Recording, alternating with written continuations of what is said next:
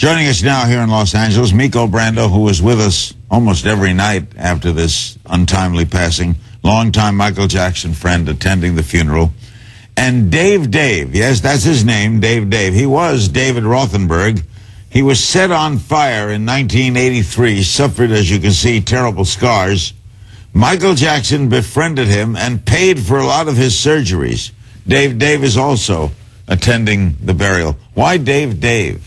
Well, to liberate myself from the confines of my father's criminality. He caused the fire? Yeah. He is a criminal, and he caused all this. To free myself of his name and his legacy, I decided to become my own person through changing my name. We'll find out how Michael helped you, but Miko, is that a typical story of Michael helping people like this? Absolutely. When he would hear about stories of people in need or needed help, and when we watched the news together, he'd reach out to them, send them a basket, send them a note, get well, or whatever the incident would be, and he'd always reach out to people and help people. Even driving around town, he'd stop and help people. How did he find out about you, Dave? He heard about me, and he had contacted me and wanted to meet me. How old were you at the time? I was about 7 years old at the time. And were you in the hospital? I was not in the hospital at the time. I was in interim back and forth from surgery. And what did he do for you? Well, basically, he befriended me.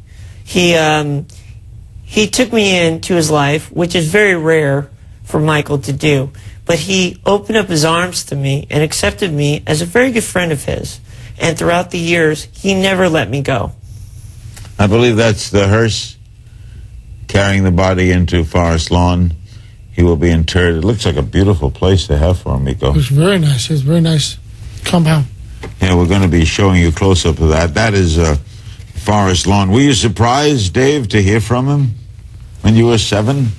Oh, it's a very interesting story, Larry. It was kind of, the visit to his Encino house was very impromptu, and it was kept a secret by my mother.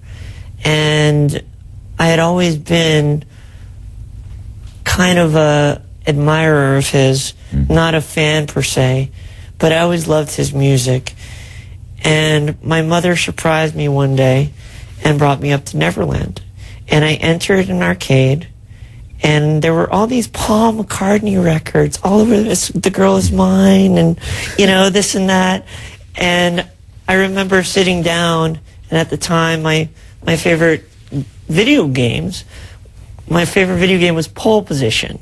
And I was playing Pole Position, and I felt a little tap on my shoulder, and I turned around, and there was Michael. And you know what, Larry? What?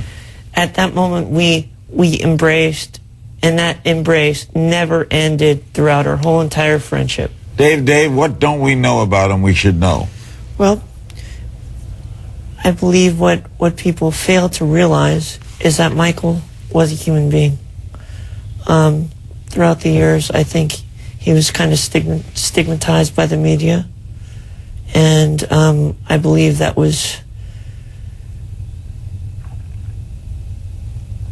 wasn't really helpful to him or to anybody around him. I believe that Michael was a great person. He has never hurt a soul, and I am happy to have been his friend for all these years and been a dedicated friend. Miko, how do you explain what Michael did for Dave? That's just the kind of human being he was. He's very loving, caring. He loved Dave from the day he met him. They became friends. Michael helped him through the years, and that's the kind of person Michael was. I mean, he loved a lot of people, and he'll be missed and loved by a lot of people. Did he pay for a lot of your medicals? Actually, he did not pay for my medical. My mother had great insurance at the time. So what did he do? Michael offered a lot of emotional support for me. He was there for me whenever I needed to talk to him. He opened up Neverland to me as a means to get away. metaphorically, he was almost like a father that I never had. Huh. Well said.